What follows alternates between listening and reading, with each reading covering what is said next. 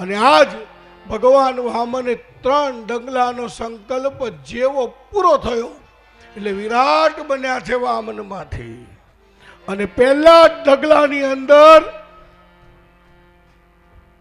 સમગ્ર પૃથ્વી અને આકાશને માપી લીધું છે. પૃથ્વીને માગી લીધું.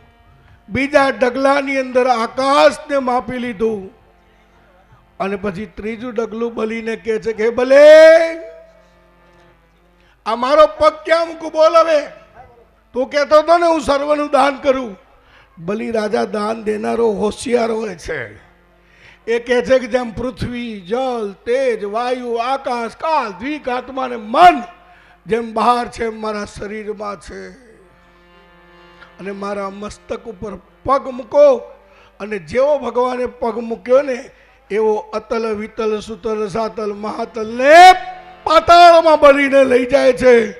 અને પાતાળની અંદર બલીને રાજ્ય આપે છે. બલીને ત્યાં ભગવાનને બંધાવવું પડ્યું છે. માગે ને એને બંધાવવું પડે છે. એટલે માગવું નહીં, માગવું તો પરમાર્થને કાજ